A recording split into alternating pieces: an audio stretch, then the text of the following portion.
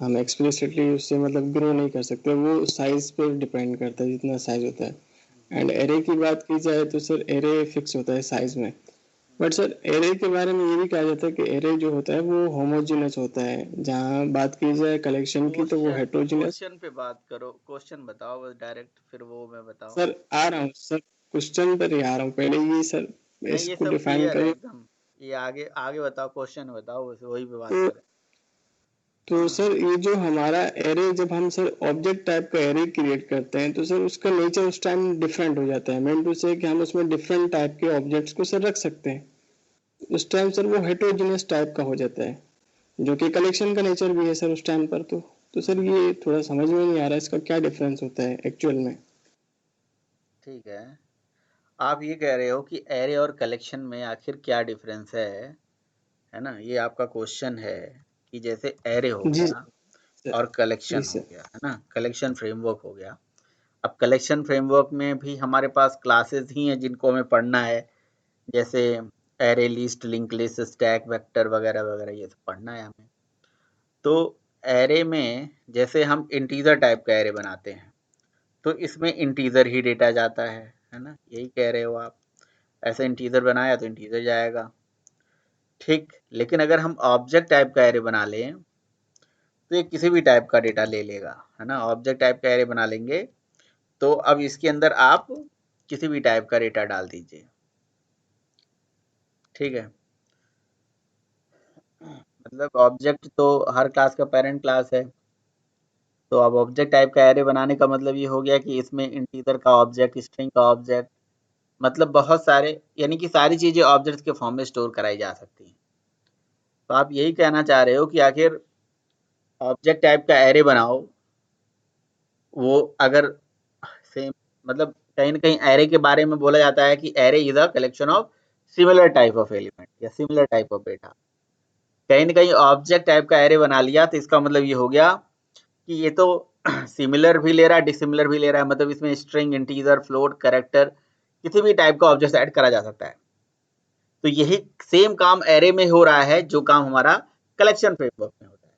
Collection framework में भी हमारे पास डिफरेंट टाइप का डेटा हम संभाल के रख सकते हैं, ठीक है।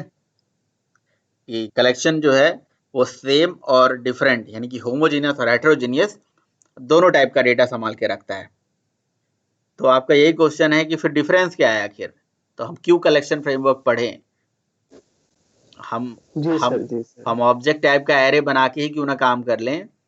तो ऑब्जेक्ट टाइप एरे में बस ये वाला प्रॉब्लम तो चलो सॉल्व कर लोगे आप किसी तरह से, लेकिन वो प्रॉब्लम कैसे सॉल्व करोगे कि जब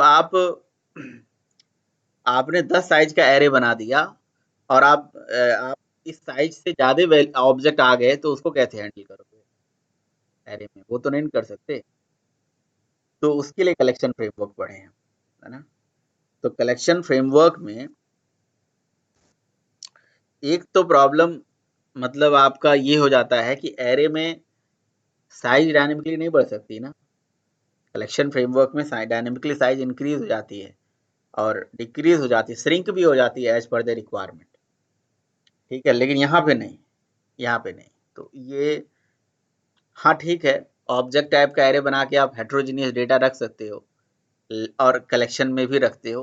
तो मेन डिफरेंस यही है कि साइज साइज रिसाइजेबल वाला चीज नहीं हो पाएगा। और दूसरा चीज, अगर मान लो कि आपने एक ऑब्जेक्ट टाइप का एरे बना रखा है, उसमें आपने कभी स्ट्रिंग, कभी इंटीजर, कभी फ्लोट, कभी कैरेक्टर, कभी बुलियन, बहुत सारी वैल्यू एक जगह डाल दी, और जब निकालोगे उसको ट्रेवर्स करोगे तो आपको कैसे पता चलेगा इसमें कौन सा डेटा है। तो फिर आपको उसी टाइप में टाइप कास्ट भी तो करना पड़ेगा। तो टाइप कास्टिंग का लॉजिक भी तो लिखना पड़ेगा बार बार आपको। मेरी बात समझ में आ रही है मैं क्या कह रहा हूँ। जैसे मैंने एक ऑब्जेक्ट टाइप का एरे बनाया, अब हम चाइल्ड का ऑब्जेक्ट पेरेंट के रेफरेंस में जा सकता है। तो हमारे पास चाइल्ड हो गया इंटीजर, फ्लोट, कैरेक्टर, बुलियन, सबका ऑब्जेक्ट बना के मैंने इसमें ऐड कर दी। तो फिर जब मैं एक एक करके निकालूंगा तो फिर मुझे उसी उसी टाइप में डाउनकास्ट करके उसे निकालना पड़ेगा ना। निकालते टाइम पे समस्या हो जाएगी। इंसर्शन तो इजी है, फेच करोगे तब उस टाइम पे समस्या आएगी, है ना।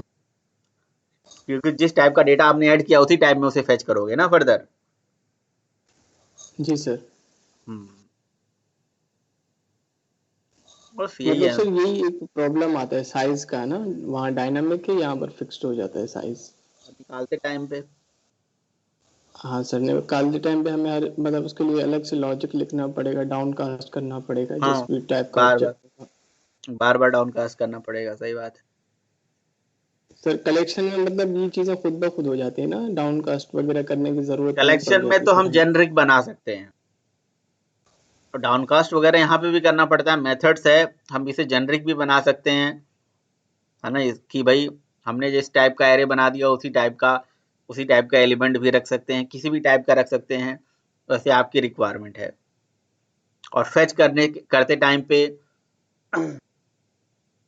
यहाँ पे उसको हम डाउनकास्ट कर देंगे ऑब्जेक्ट में ही, और फिर ऑब्जेक्ट में डाउनकास्ट करके फिर उसे मतलब टाइप कास्ट करके फिर उसे निकालेंगे।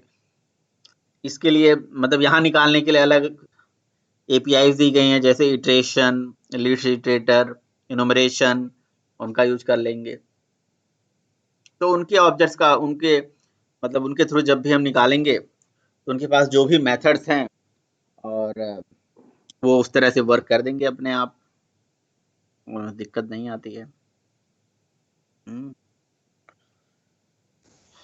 तो अगर हम पूरी हायरार्की की बात करें तो हमारे पास कलेक्शन जो है ये रूट इंटरफेस है, जो कि आप सब लोगों ने देखा था, है ना। कलेक्शन इंटरफेस में कुछ कॉमन मेथड हैं, और वो मेथड हर जगह अवेलेबल होंगे। तो कलेक्शन का क्या मतलब है, फ्रेमवर्क का क्या मतलब है, ये तो क्लियर हो गया था ना।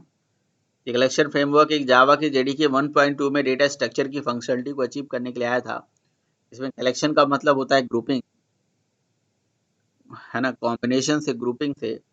वो ग्रुपिंग किसी भी टाइप के ऑब्जेक्ट्स की हो सकती है, सिमिलर टाइप के ऑब्जेक्ट्स की भी हो सकती है, और डिसिमिलर टाइप के भी ऑब्जेक्ट्स की हो सकती है ना। और तो इसीलिए कलेक्शन के बारे में बोला जाता है कि collection represent group of objects known as element. ठीक है। बाकी बहुत सारे ऑब्जेक्ट्स का कलेक्शन हम क्यों बनाते हैं इसके बारे में मैंने आपको बता दिया था, ताकि उस पर हम कुछ कॉमन ऑपरेशन परफॉर्म करें तो इजीली कर सकें। और जावा के अंदर इस काम के लिए फ्रेमवर्क दिया गया, क्लास इंटरफेस पैकेज दिया गया। और क्लास इंटरफेस पैकेज जो भी दिया गया है वो जावा डॉट यूटिल पैकेज के अंदर है। तो जावा डॉट यूटिल पैकेज में जो सबसे रूट इंटरफेस है उसका नाम ही कलेक्शन है ना। तो हमें यहीं से पढ़ना है बेसिकली। डॉक में जाइए, एसआरसी में जाइए, और जावा के यूटिल में जाइए, और यहाँ से हमें हायरार्की में, मैंने हायरार्की बना के आपको दिखाई थी, डायग्राम दिखाया था, उसमें जो सबसे बताओ रूट जब चालू होगी तो एक दो कर तो। उसमें सबसे रूट इंटरफेस है कलेक्शन। तो ये देखिए कलेक्शन, the root interface में collection hierarchy and collection represented group of objects known as element वगैरह वगैरह, बहुत सारी कहानी बताई गई है कलेक्शन के बारे में।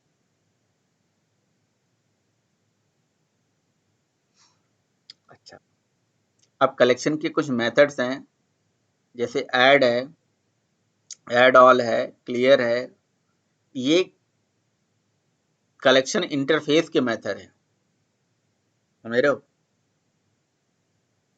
तो depending on the memory management, depending on the behaviour, collection को बहुत सारे पार्ट में कैटेगराइज करा गया है।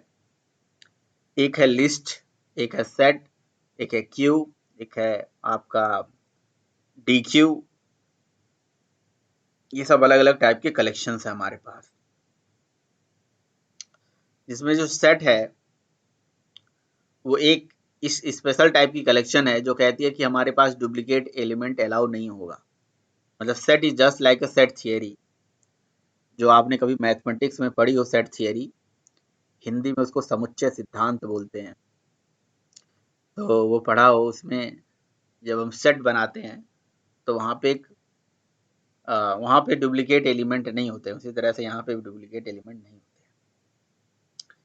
ठीक है। लेकिन कोई ऑर्डर नहीं होता यहाँ, तो no order no duplicacy concept पे काम करता है सेट।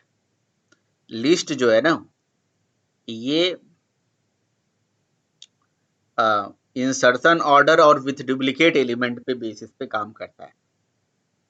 तो कई बार इंटरव्यू में पूछ लिया था लिस्ट और सेट में क्या अंतर है, तो दोनों कलेक्शन इंटरफेस की चाइल्ड इंटरफेसेस हैं, और इन दोनों इंटरफेस में जो सबसे कॉमन चीज़ है वो यह है कि दोनों कलेक्शन के ही चाइल्ड हैं, दोनों में ही डेटा इंसर्शन अपडेशन डिलीशन हो सकता है, लेकिन सेट में डुप्लीकेसी नहीं होती है और कोई ऑर्डरिंग भी नहीं होती है, लेकिन लिस्ट में इंसर्शन ऑर्डर और विथ डुप्लीकेट एलिमेंट होती है, मतलब यहाँ डुप्लीकेसी अलाउ होती है। बाकी क्यू और डी क्यू, ये तो क्यू का काम ही है फीफो मैनर में एलिमेंट को स्टोर करना, है ना। और अगर आपको सेट में सॉर्टिंग चाहिए तो सॉर्टेड सेट को प्रेफर कर सकते हो, जो सेट को ही इनहेरिट करने वाली चाइल्ड इंटरफेस है, ठीक है। तो मतलब एक पेरेंट इंटरफेस है और ये सब चाइल्ड इंटरफेसेस है,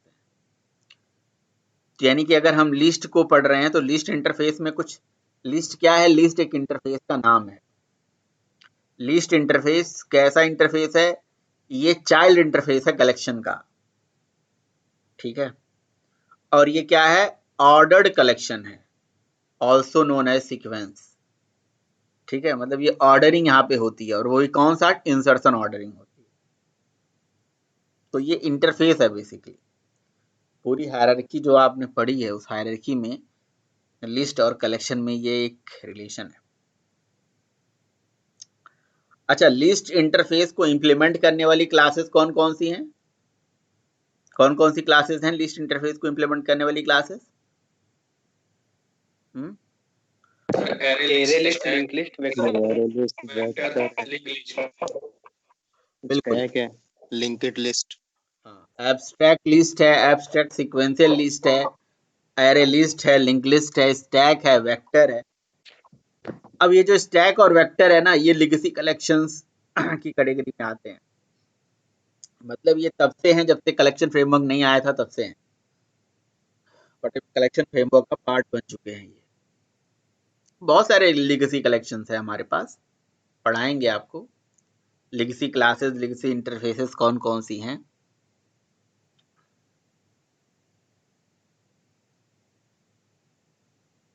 तो बेसिकली हमारे पास एक लिस्ट हो गया और एक सेट हो गया। सेट को भूल जाओ, हम लिस्ट ही पहले पढ़ते हैं, लिस्ट पूरा कंप्लीट करते हैं। लिस्ट सिंपल है थोड़ा, सेट ट्रिकी है। पहले लिस्ट पढ़ेंगे, फिर सेट पढ़ेंगे, फिर मैप पढ़ेंगे, क्यू मैप, ऐसे। तो ये लंबा सेशन चलेगा, मतलब बहुत कलेक्शन जो है ना बहुत लेंदी है, बहुत सारा टॉपिक है। अब कई बार इंटरव्यू में ये भी क्वेश्चन पूछ लिया जाता है, what are the implementing classes of the list interface. तो इम्प्लीमेंटिंग क्लासेस जो है लिस्ट की, वो array list, link list, stack, vector, abstract list, ये सब उसकी इम्प्लीमेंटिंग क्लासेस है,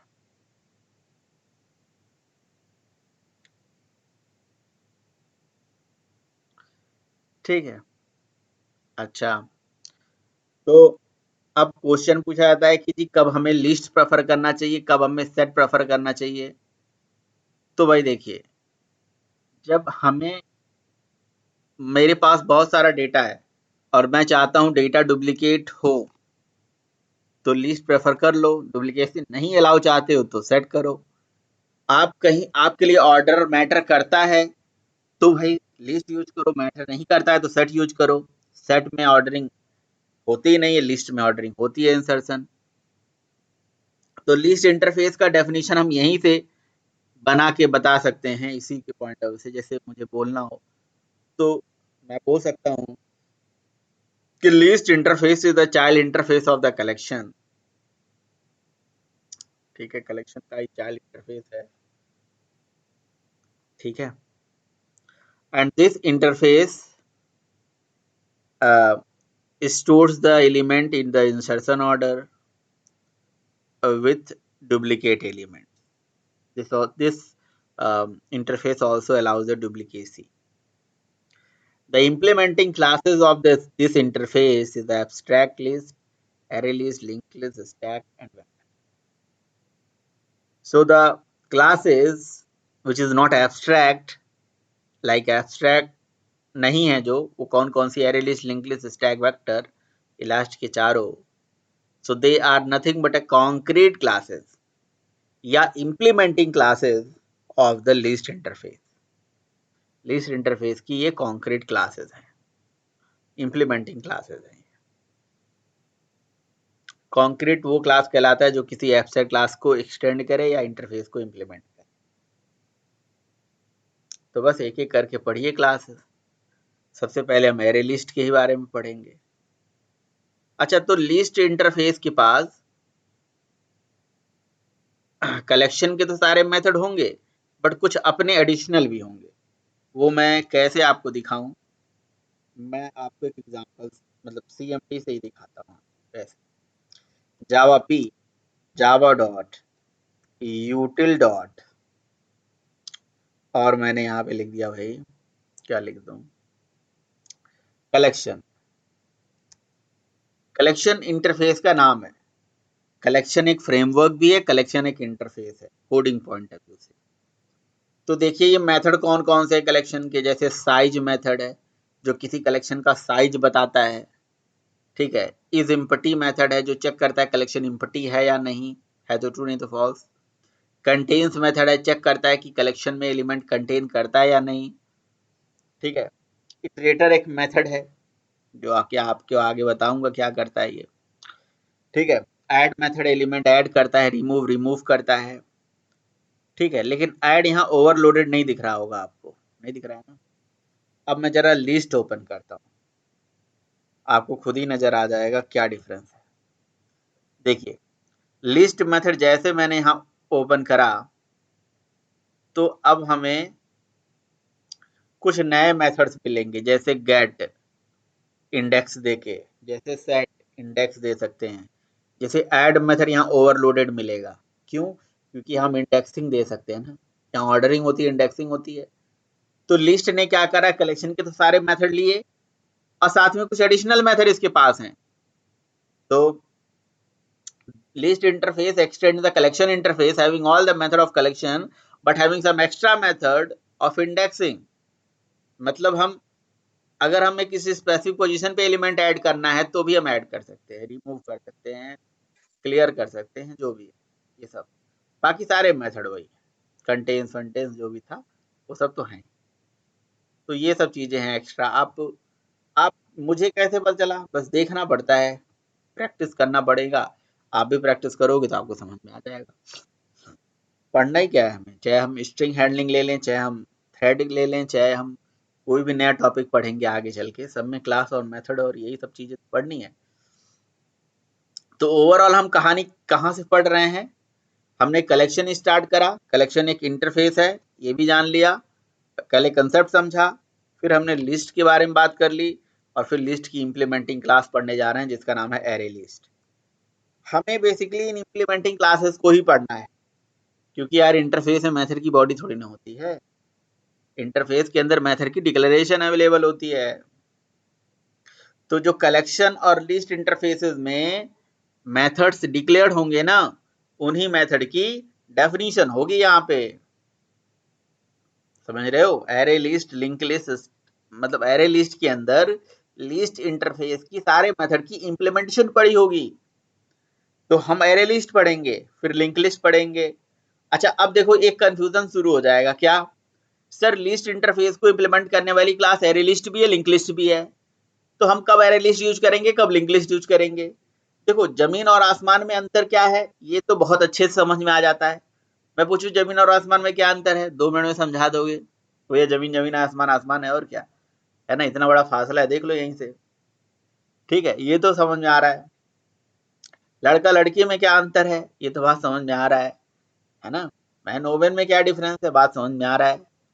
लेकिन जब बात आ जाती है कि भाई प्रीतम और रजनीकांत में क्या डिफरेंस है। दोनों ही स्टूडेंट हैं, दोनों ही सेम क्लास में पढ़ते हैं, दोनों ही सेम कॉलेज में जाते हैं, ठीक है, मम्मी पापा अलग हैं, तो अब वहां डिफरेंस आता है ना, कब हमें प्रीतम की तरफ जाना चाहिए, कब हमें रजनीकांत की तरफ जाना चाहिए, समझ रहे हो। तो वहां पे जहां सिमिलरिटीज है वहां डिफरेंस मायने रखता है, और वहीं पे डिफरेंस पूछा भी जाता है इंटरव्यू में।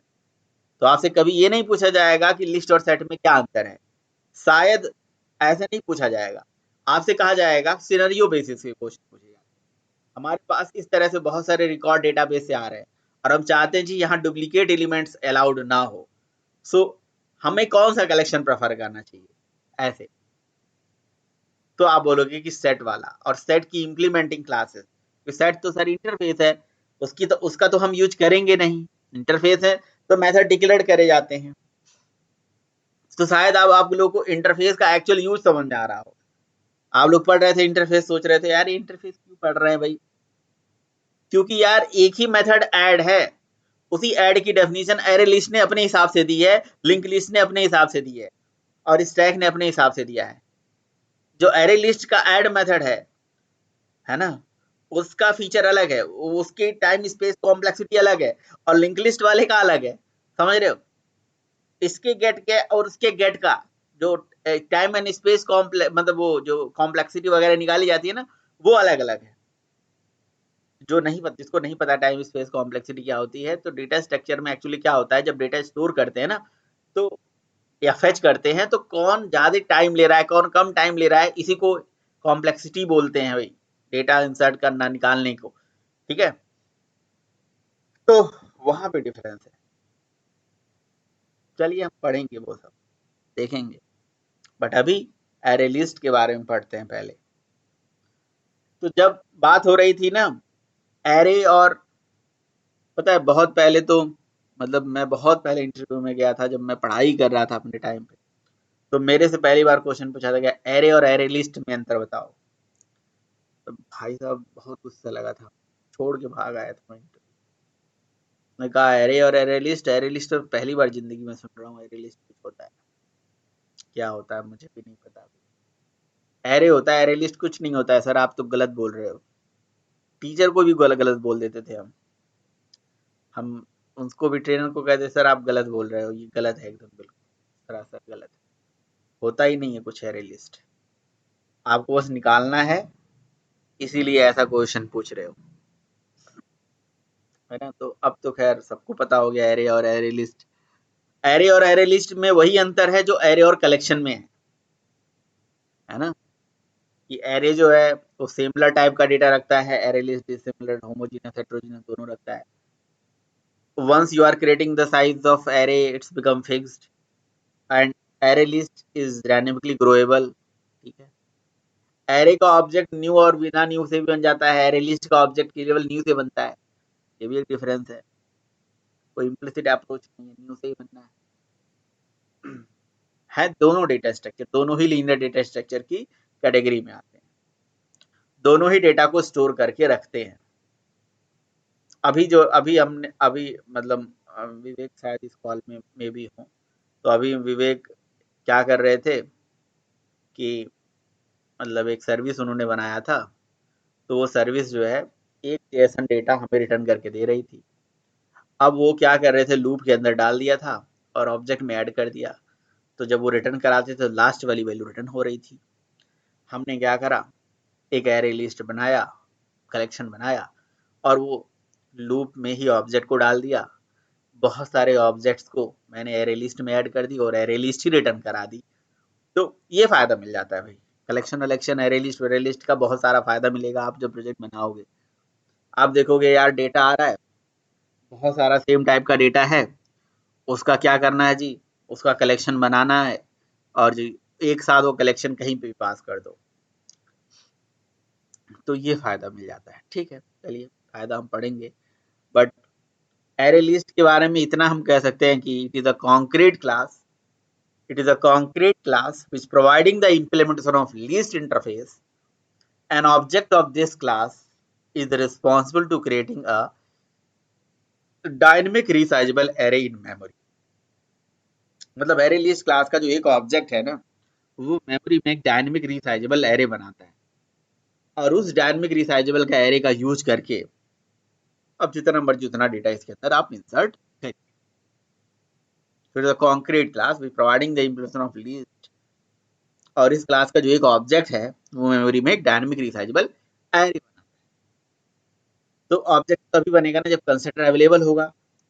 तो इसके पास एक डिफॉल्ट कंस्ट्रक्टर है जिसका यूज करके अगर मैं मान लो ऑब्जेक्ट बनाता हूं, जैसे मैंने array list new is equals to, हम ऐसे भी लिख सकते हैं array list L is equal to new array list, ऐसे भी लिख सकते हैं, और हम ऐसे भी लिख सकते हैं, लिख सकते हैं नहीं लिख सकते आप लोग बताओ, list L is equal to new array list. Sir लिख सकते हैं यस सर, लिख Yes, सकते sir. हैं, बट सर ये तो अब कास्टिंग हो गया ना। आप कास्टिंग के लिए लिखना चाहिए। तो अगर सपोज करो कि एक प्रोजेक्ट मैंने बना रखा है जिसमें हमने list L is equal to new array list लिख रखा है, तो आज तो एरे लिस्ट है तो यहाँ एरे लिस्ट यूज कर ले रहा हूँ, अगर कल को लिंक लिस्ट होगी तो बस यहाँ लिंक लिस्ट लिख दूंगा, न्यू लिंक लिस्ट, मतलब मुझे राइट हैंड चेंज करना पड़ेगा, लेफ्ट हैंड साइड चेंज ही नहीं करना पड़ेगा, है ना। आप कास्टिंग कर सकते हैं, अब कास्टिंग के बहुत सारे, इसी को लूज कपलिंग बोला जाता है। चाइल्ड का मतलब सेम क्लास का ऑब्जेक्ट बना के उसी के रेफरेंस में रखना, ये टाइटली कपल्ड मतलब प्रोजेक्ट है। Reference of parent and object of child, ये लूजली कपल्ड चीज हो गई, समझे। अब कहीं मैं रन टाइम पे ये लॉजिक लिख दूं कि कोई एरे लिस्ट भेजे तो भी लिस्ट में होल्ड हो जाए, लिंक लिस्ट भेजे तभी लिस्ट में होल्ड हो जाए, स्टैक भेजे तभी लिस्ट में होल्ड हो जाए, तो हो सकता है कि वो सब एक ही पेरेंट इंटरफेस से बनाए गए। अब इस एल को मान लो मैंने 1,00,000 जगह यूज कर रखा होगा, मुझे 1,00,000 जगह चेंज नहीं मारना पड़ेगा, एक ही जगह चेंज मारने से मेरा काम हो जाएगा। एल के ऊपर तो हजारों एक्शन मैंने करा होगा, मान लो एक जगह करना पड़ेगा। रही बात इस एरे लिस्ट के डिफॉल्ट कंस्ट्रक्टर की, तो डिफॉल्ट कंस्ट्रक्टर का यूज करके मेमोरी में जो एरे बनता है उसकी जो डिफॉल्ट साइज होती है वो 10 होती है, यानी कि 10 साइज का एक एरे बनेगा मेमोरी में, ठीक है। ये बिल्कुल स्ट्रिंग बफर की तरह है, जैसे स्ट्रिंग बफर में 16 होता था फिर बढ़ता था, उसी तरह से, बिल्कुल उसी तरह से array list, array array array array list, देखिए array list, resizable array implementation of list interface, resizable array implementation of list interface, implementation all optional list permits null including, मतलब इसमें permits all elements including null value भी allowed है, ठीक है। जो भी है कहानी किस्सा है।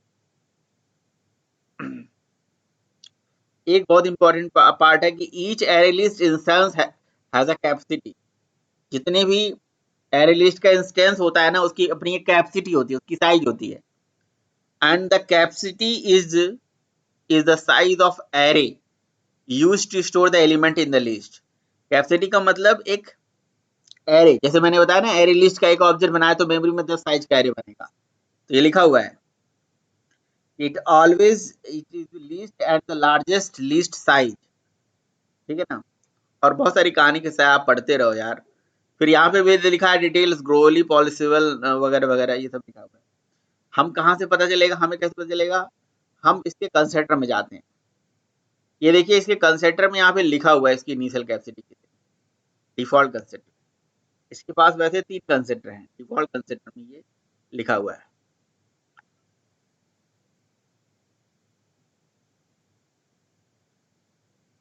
बताइए भाई, क्लियर है। सर अगर यस सर, अगर 10 से ज्यादा एलिमेंट हो तो 10 से ज्यादा एलिमेंट होंगे तो ये डायनेमिकली ग्रो होगा। मतलब सर किस हिसाब से सर बढ़ता है ये किस हिसाब से बढ़ेगा, जो एक्चुअल साइज होगी उसका 50% बढ़ जाएगा, अच्छा मतलब सर आधा। आधा बढ़ जाएगा। हम्म, यस सर। आधा आधा बिल्कुल।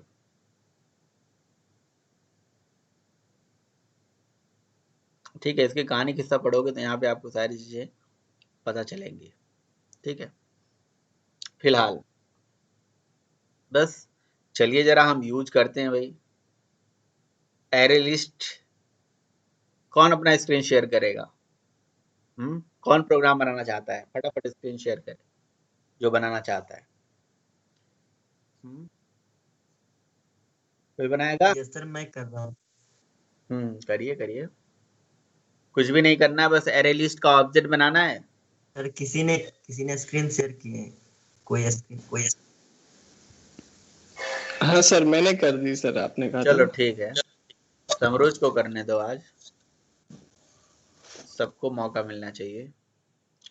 तो बस यस आपको एरे लिस्ट का ऑब्जेक्ट बनाना है, यूटिल पैकेज में जाना है और उसके बाद बस एलिमेंट ऐड करना है। आप इसका कैपेसिटी वगैरह प्रिंट करके देख सकते हो क्या इसकी कैपेसिटी है। सर शायद नोटपैड पे बनाए या वो इक्लिप्स खोले सर? अरे जो भी खोलें, टाइम जल्दी से कर लें बस। नोट पैड पे ही बनाओ, सही रहेगा, यही बना लीजिए। सर सर नोट पैड पे ही बनाने में मजा आता है। बनाइए बनाइए, मजा आना चाहिए बस, है ना।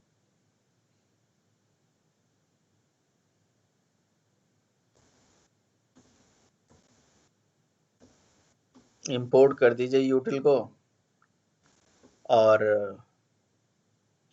एरे लिस्ट क्लास को ऑब्जेक्ट बना लीजिए, प्रिंट करा दीजिए बस।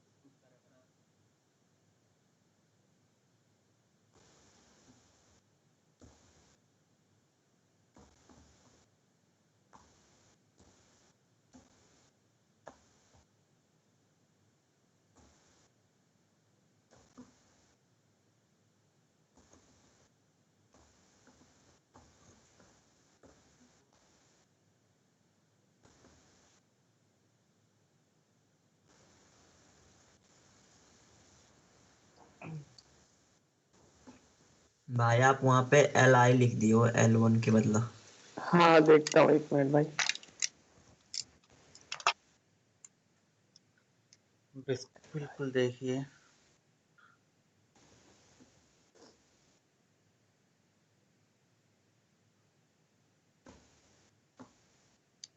अब जिससे मैं पूछूंगा वही बताएगा।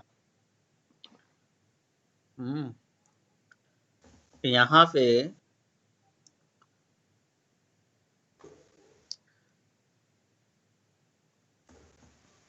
आरिफ खान बताएंगे,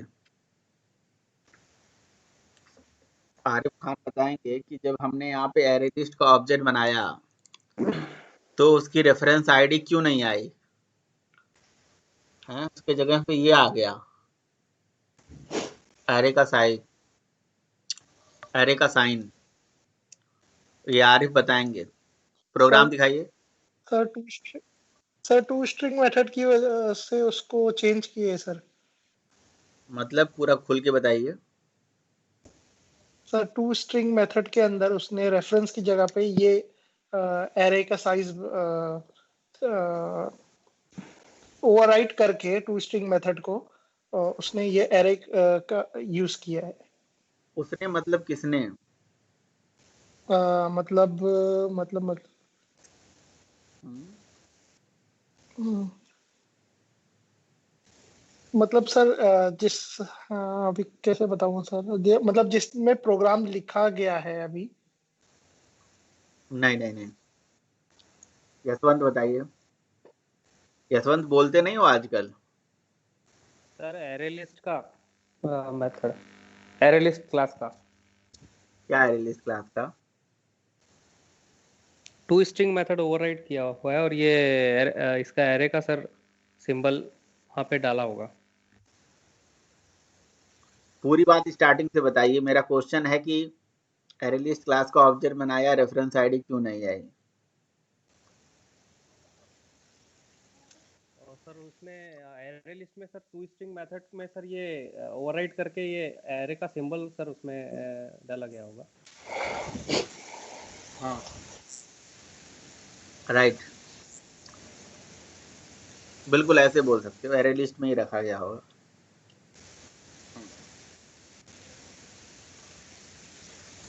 अब इस पे साइज चला दीजिए, साइज कितना आएगा?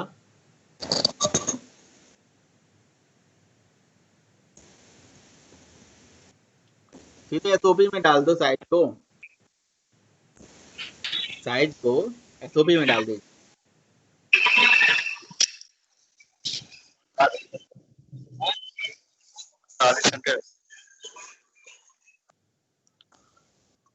ठीक है,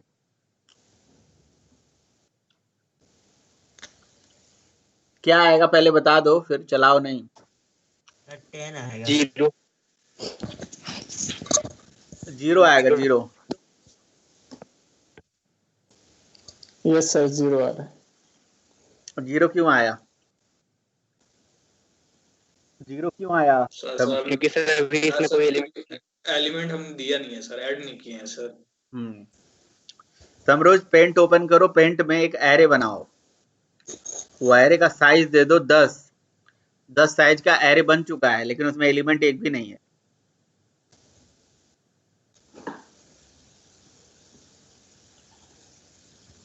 तो साइज नहीं, कैपेसिटी मेथड होता है,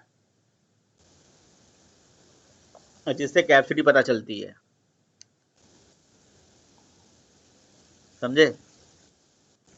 बट कैपेसिटी मेथड इसके पास है तो जरूर, आप कॉल नहीं कर सकते हो। इंश्योर कैपेसिटी मेथड, वो भी प्रोटेक्टेड है। तो 10 साइज का एक एरे बनेगा, समझ रहे हो? तो 10 साइज का एरे ऐसे बनता है। हाँ? सर वो सिंबल कहाँ से लाए, ये वाला? रेक्टेंगल, कुछ इंटीजर टाइप बनाना सर एरे, मतलब खाली डिफाइन करना उसको सिर्फ। ये रेक्टेंगल ले लो, ओवल ले लो, उसमें 10 लाइन खींच दो, 10 साइज का एरे बन जाएगा।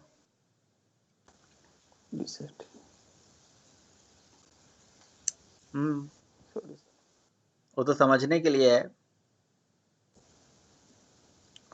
कैसे भी ले सकते हो, उधर वो भी सही था, वो भी सही था, ये भी सही है।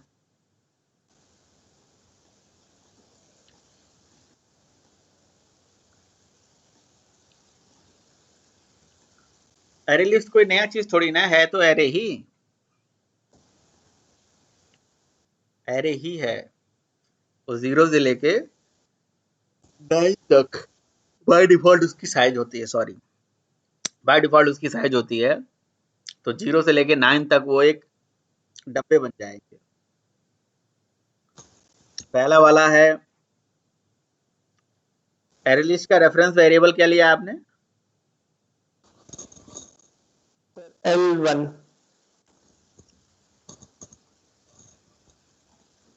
तो पहला इंडेक्स जो है वो L1 0 है, दूसरा L1 1,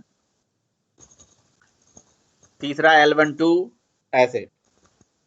क्लियर? जी सर। एलिमेंट ऐड कैसे करा जाए, इसमें डाला कैसे जाए? हाँ? सर ऐड मेथड चलाना पड़ेगा, उसके अंदर कोई इंटीजर आई थिंक वैल्यू दे देनी चाहिए फिर हमें। यहाँ पे कुछ इंटीजर फ्लोट करने की जरूरत नहीं है, यहाँ जो भी वैल्यू डालोगे ना वो सब ऑब्जेक्ट में जाएगा अपने आप। उसका टाइप, उसका क्या हो जाएगा, ऑटो बॉक्सिंग हो जाएगा। दे दीजिए, आप कोड में जाइए। अच्छा, एक मेथड और होता है, लिखिए, मैं लिखता हूँ, इज इम्पटी। तो इज इम्पटी मेथड चला दीजिए, एसओपी में ही चलाइए, नहीं तो फिर प्रिंट भी करना पड़ेगा अलग से आपको।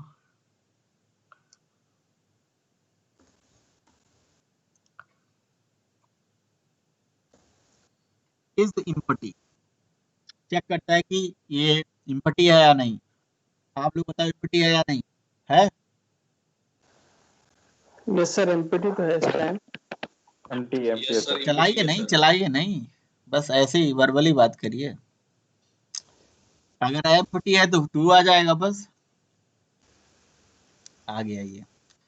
फिर एक मेथड होता है कंटेन्स, चलाने की जरूरत नहीं है, या पहले सारा चला लिख लो फिर चलाते रहो। अच्छा सर, ठीक है, आप बताते जाएं। कोई ओपन कर ले ना भाई। आप लोग कलेक्शन इंटरफेस के सारे मेथड और लिस्ट इंटरफेस के सारे मेथड सब एरे लिस्ट पे चल सकता है। आप डॉक्यूमेंटेशन एक तरफ खोल लो और मेथड चलाना शुरू कर दो। समझ रहे हो? तो कंटेंस मेथड एक होता है। नोटपैड सर डॉक यहाँ पे सर डॉक नोटपैड, देखिए यहाँ पे नोटपैड फेल हो जाता है, इसीलिए हमें जरूरत होती है इक्लिप्स की, कि वहां डॉट लगाते ही खानदान आ जाता है। Yes sir. सर डॉक निकाल लो यहाँ से, या आप बता रहे हैं? लगा दो, लिख दो ls.l1. कंटेंस। कंटेंस मेथड ये चेक करता है कि क्या हमारे लिस्ट में कोई चीज कंटेन करती है। डबल कोड में लिख दो सूर्या। क्या सूर्या कंटेन कर रहा है इस कलेक्शन में? बताओ, कर रहा है? नो सर, स्टैंड तो नहीं है। नहीं है ना, यस सर। तो इसलिए फॉल्स रिटर्न कर देगा। अगला है मेथड इज एम्प्टी हो गया, कंटेन्स हो गया, साइट हो गई, और क्या मेथड ही मेथड होते हैं यार, बहुत सारे मेथड होते हैं। अब आप कैपेसिटी हाँ, क्या कह रहे हो? कैपेसिटी का बता रहे हैं कुछ। कैपेसिटी मेथड मेरे ख्याल से नहीं है, इसके पास इंश्योर कैपेसिटी मेथड है, और वो भी प्रोटेक्टेड मेथड है, वो ऐसे चलेगा भी नहीं, उसको इनहेरिट करना पड़ेगा फिर चलेगा। वो कैपेसिटी इतना होती है, हमें पता है वो, आप जाके उसका डॉक्यूमेंटेशन पढ़ लेना, वहां पे लिखा है ना, लिखा भी था। अच्छा, सर इसमें आप कह रहे थे ना कि हमें कोई एलिमेंट ऐड करना हो, तो वो आपने बताया था। हाँ तो वैसे ऐड सर कर दो। आप ये हाँ सर। एसओपी हटा दीजिए, क्योंकि ऐड मेथड का रिटर्न टाइप मेरे ख्याल से बुलियन ही होता है या वाइड होता है। अगर वाइड होगा तो एसओपी में लिख भी नहीं पाओगे ना। यस अब सर। देखो, इस ऐड मेथड में जो पैरामीटर लेता है ये ऑब्जेक्ट टाइप का लेता है। तो अब आप अगर इसमें स्ट्रिंग दोगे तब भी ले लेगा, इंटीजर दोगे तब भी ले लेगा, फ्लोट दोगे तब भी ले लेगा। तो 3-4 बार ऐड चला दीजिए, किसी में इंट, किसी में स्ट्रिंग, किसी में फ्लोट, किसी में बुलियन, किसी में एक किसी क्लास का ऑब्जेक्ट या अपने ही क्लास का ऑब्जेक्ट। तो मतलब यहाँ फिक्स नहीं है जी, जो मर्जी वो ऐड कर दो आप। समझ रहे हो? जो मर्जी वो ऐड कर दो। लेकिन हाँ ये बात है कि जो भी चीजें आप ऐड कर रहे हो ना यहाँ से एरे लिस्ट के ऊपर, जो भी चीजें यहाँ पे ऐड कर रहे हो, ठीक है, ये सारा चीज पता है क्या है? ऑब्जेक्ट है। मान लो कि आप जेडीके 1.4 पढ़ते, तो जेडीके 1.4 में ये कोड चलता ही नहीं, कंपाइल टाइम पे एरर आ जाता। पता है क्यों एरर आ जाता?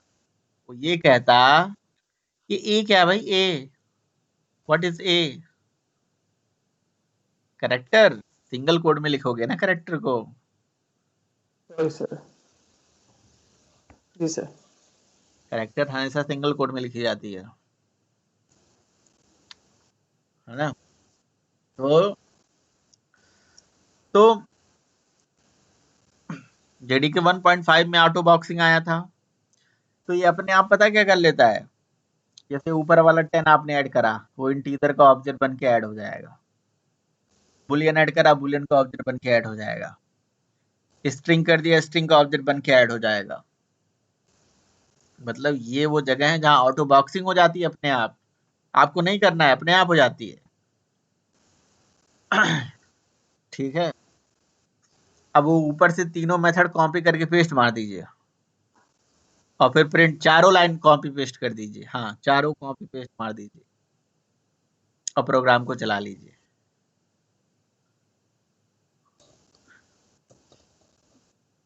प्रोग्राम एक तरफ खोल दीजिए और एक तरफ आउटपुट मिला लीजिए, देखिए सही चल रहा है कि नहीं चल रहा है।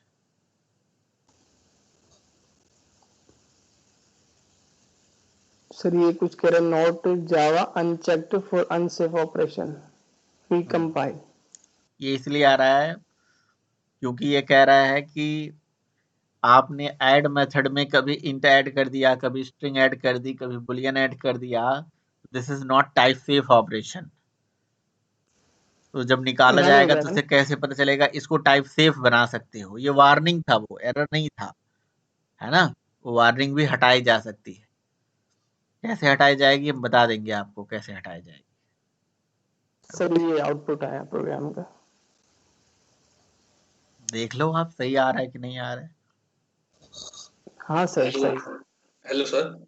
हाँ हाँ सर जो एरे लिस्ट है सर, उसमें कोई चीज हम ऐड करते हैं तो सर जिस जिस जिस हिसाब से जिस सीक्वेंस में हम ऐड करेंगे उसी सीक्वेंस में वो आएगा।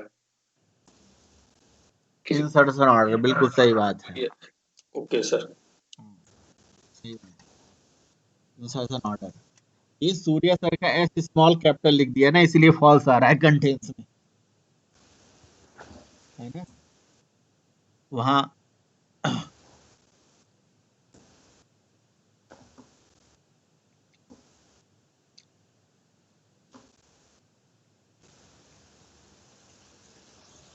यस सर अब तो आ रहा है।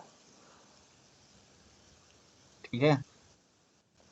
सर अगर इसमें से किसी पर्टिकुलर इंडेक्स की वैल्यू को निकालना हो तो सर वो कर सकते हैं हम लोग, मतलब कि हम ये वाली गेट चाहते हैं। Get method. हाँ भाई, इंडेक्स ऑफ भी होता है ना भैया सर। क्या बोले भाई आप?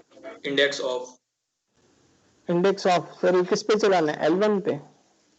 इंडेक्स ऑफ मेथड यहाँ है, चलाओ पता तो। नहीं सर ये। मुझे तो नहीं पता। इंडेक्स इंडेक्स ऑफ भी अगर चलाओगे तो इंडेक्स ऑफ से क्या समझ में आता है? इंडेक्स आएगा ना, वैल्यू नहीं ना आएगी। नाम से स्पष्ट है इंडेक्स ऑफ। इंडेक्स ऑफ का मतलब इसमें जो आप वो दोगे कैरेक्टर, ये सर समझ उस गया कैरेक्टर सर। का इंडेक्स आएगा ना। यहाँ पर पास पे से क्या करेंगे हम इंडेक्स ऑफ में? ये वैल्यू जो हमने मैंने नहीं उनसे, बताया इंडेक्स ऑफ, जिसने बताया उनसे पूछो।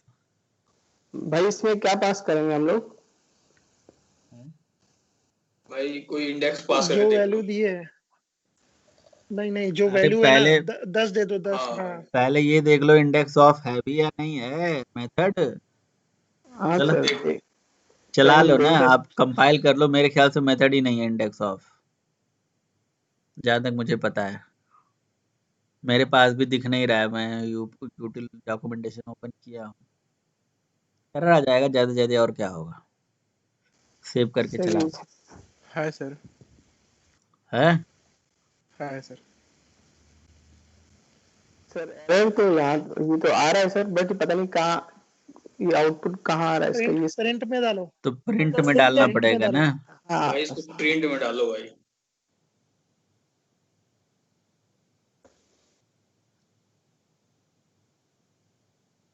ये गलत है स्पेलिंग प्रिंट का।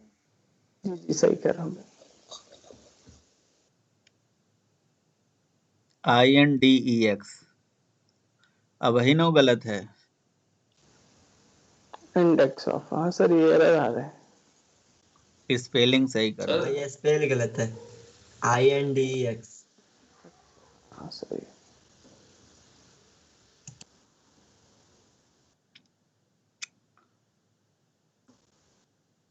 ठीक है, जीरो इंडेक्स पे है ना, ये सही दे रहा। हाँ मतलब सर ये वाली है ना, इसमें ये वाला मेथड होगा आई थिंक, चल भी रहा है। तो वो तो नहीं ना काम कर रहा है जो आप चाहते हो। हाँ सर वो नहीं हो रहा सर। तो सर उससे डालो गेट गेट। इंडेक्स है। हाँ सर, ये स्ट्रिंग वैल्यू भी लेता होगा ना, तो सारे वैल्यू लेते होंगे इंडेक्स ऑफ। सर उसका क्या करें जो आप बता रहे थे? गेट लिखो, इंडेक्स डाल दो जिस इंडेक्स की वैल्यू चाहिए। गेट होता है, सेट होता है, ऐड होता है, सेट होता है, ऐड होता है, ये सब मेथड है। Only get. इक्लिप्स में काम करिए, इस पे काम मत करिए अब। गेट में सर जिस जिस इंडेक्स की वैल्यू चाहिए वो डाल दो, इंडेक्स नंबर आ जाएगा। ऐड मेथड भी ओवरलोडेड है।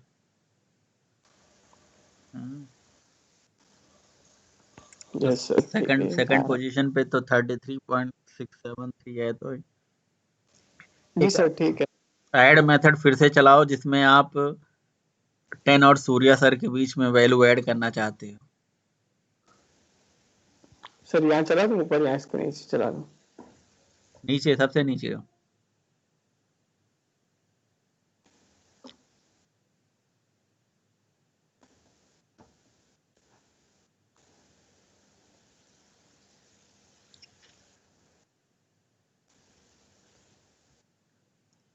ठीक है, इंडेक्स दो, ऐसे नहीं, ऐसे नहीं।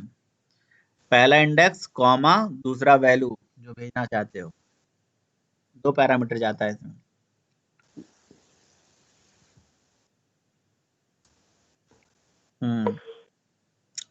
पहले 2 इंडेक्स पे क्या था? सर पहले 2 इंडेक्स पे ये वैल्यू थी सर 33.6073। अब ये ऐड होके शिफ्ट हो जाएगा, शिफ्ट हो जाएगा। ये प्रिंट कर लो नीचे, प्रिंट कर लोगे तब तो प्रिंट होगा। अब ये शिफ्ट होके आगे चला जाएगा, यानी कि 33.67 थर्ड पोजीशन पे पहुंच जाएगा।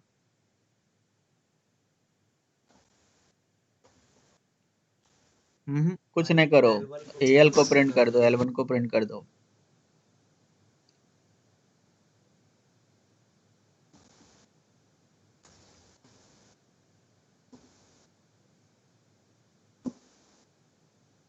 हाँ सर।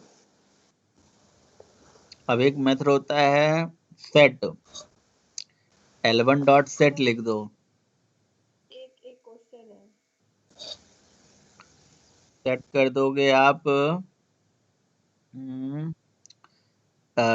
2 पोजीशन पे, हेलो के जगह पे हाई लिख दो। तो सेट का मतलब क्या होगा? Remove and set. और ऐड का मतलब होता है शिफ्ट एंड ऐड। मतलब ये हेलो को हटा के कहानी खत्म कर देगा, हेलो की जगह पे हाई सेट कर देगा।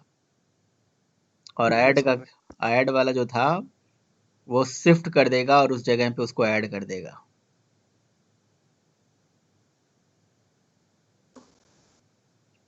पूजा बताइए क्या क्वेश्चन था आपका? सर प्रैक्टिकली स्पीकिंग सर ऐसे सर एक वैल्यू डाल रहे हैं हम इसमें, लेकिन सर प्रैक्टिकली एक वैल्यू तो नहीं आती होगी ना सर। अगर हमको एक साथ बहुत सारे डेटा ऐड करना है तो फिर क्या करेंगे? लूप लगाएंगे सर? मतलब स्कैनर से लेकर लूप लगा के फिर ऐसे हम multiple value L1 dot add करके फिर मल्टीपल वैल्यूज डाल देंगे, इस तरह करेंगे क्या सर? हाँ हाँ सही है, हाँ दीदी सही बोल रहे हो। ठीक है, करिएगा, थैंक यू। करिए, करके भेजिएगा। प्रोग्राम आता नहीं है आप लोगों का, किसी का प्रोग्राम नहीं आता है। सर किया हुआ है सर ये एरे लिस्ट। हम्म, सुबह खाना खाया था? कौन सर? मैं? हम्म, हाँ सर। तो इतने टाइम फिर खाओगे?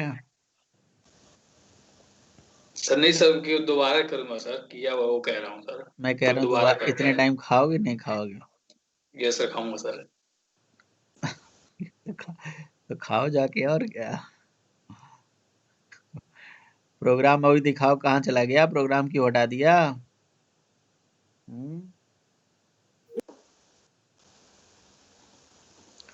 अब इसी तरह से और भी मेथड हैं।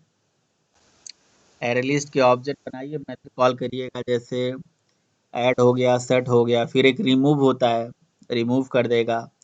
फिर एक ऐड ऑल होता है, फिर एक सेट ऑल होता है, एक रिमूव ऑल होता है, एक रिटेन एक होता है ना। और सर एक ट्रिम टू साइज एक है। टू साइज है, बिल्कुल। तो बहुत सारे मेथड हैं, आप चलाइएगा, है ना। अभी मैं एक काम करता हूँ, सुनिए। ये इक्लिप्स नोटपैड पे तो प्रोग्राम करो ही नहीं, इक्लिप्स पे ही समझ में आएगा। ऐसे आपको कैसे पता चलेगा कि कौन सा मेथड क्या पैरामीटर लेता है? वहाँ डॉट लगाओगे, सीधे डिटेल आ जाएगी। अभी आपने एरे लिस्ट का कौन सा कंसिडर यूज करा? मत ओपन करो भाई, मत ओपन करो, मैं बोल रहा हूँ मतलब करना, है ना। आपने एरे लिस्ट का कौन सा कंसिडर यूज करा? देखिए ऊपर, सबसे ऊपर जाइए। Default sir. डिफॉल्ट वाला। डिफॉल्ट। आपने कितनी वैल्यू ऐड करी? 4 ना। तो ये 4 यस वैल्यू सर। ऐड करी और वैल्यू ऐड करो नीचे, 10 वैल्यू ऐड करो। सर इसी में कर दें या यहाँ पर अलग से कर दें? जैसे आपकी इच्छा, आप हैं इच्छाधारी। सर इंटरनली एरे बनाता है क्या सर? हाँ, मेमोरी में तो एरे ही बनता है ना, तो 10 साइज का एरे बन जाएगा। सेम वैल्यू दे दो, सेम वैल्यू ले लेगा, कोई दिक्कत नहीं है। 2-2 वैल्यू ले लेगा, डुप्लीकेसी भी तो होती है, वो भी तो देख लो। जी सर अभी देख लेते हैं।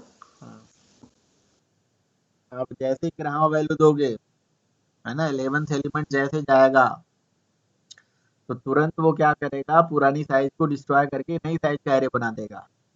वो जो एक्चुअल साइज था उसका 50% बढ़ा देगा। तो यानी कि नया साइज कितना बन जाएगा?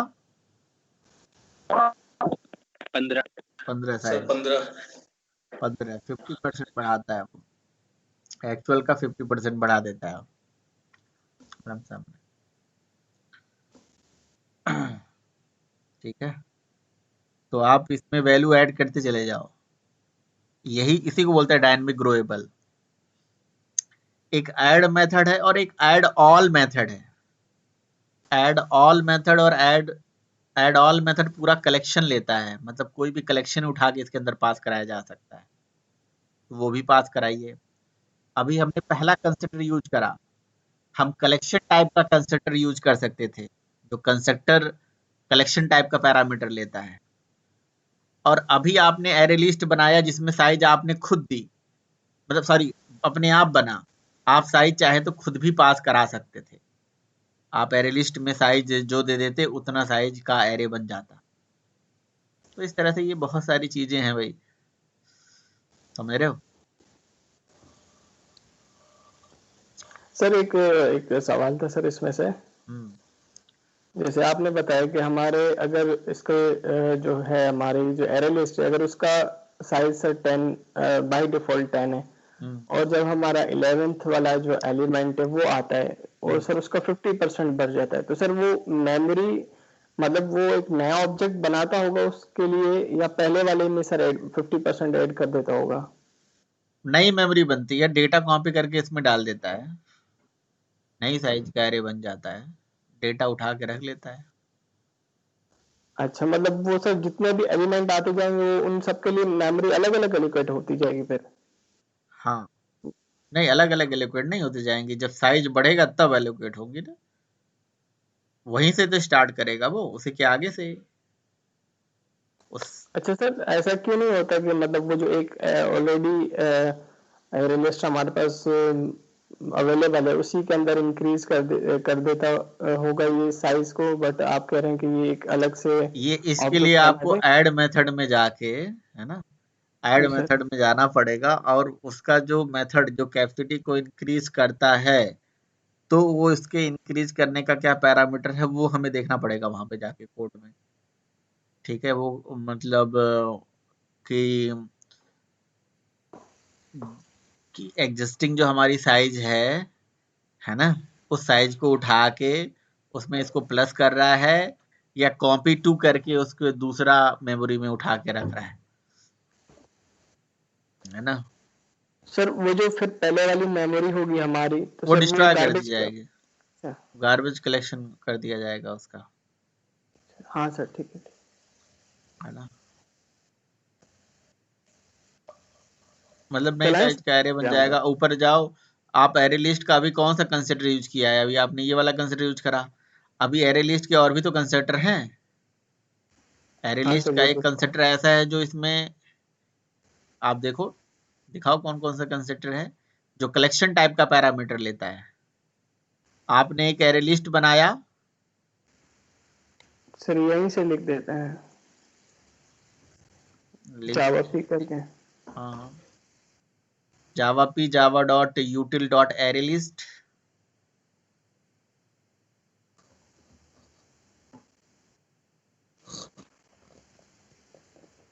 ऊपर आप देखोगे वहां पे एक, सबसे ऊपर जाओ, एक इंटीजर पैरामीटर ले रहा है,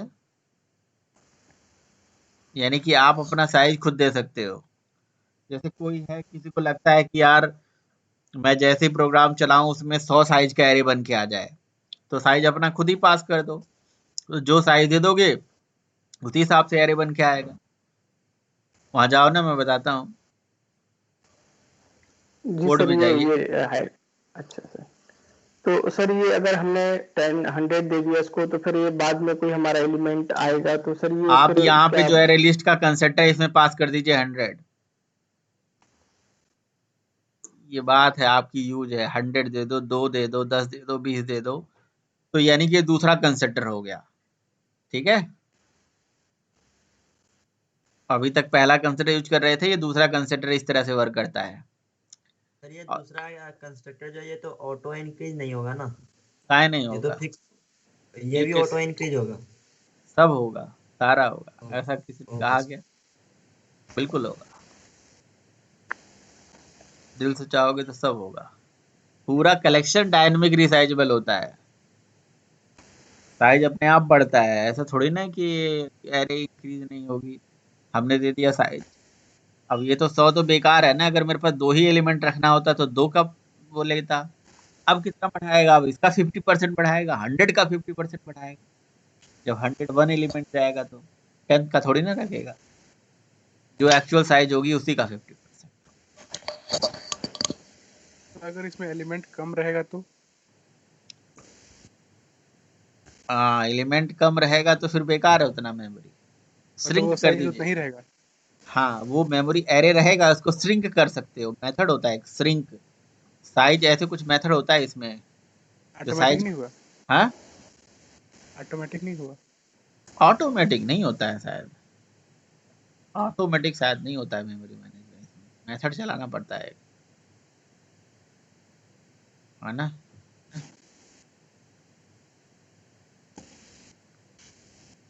वो हमें उसका साइज,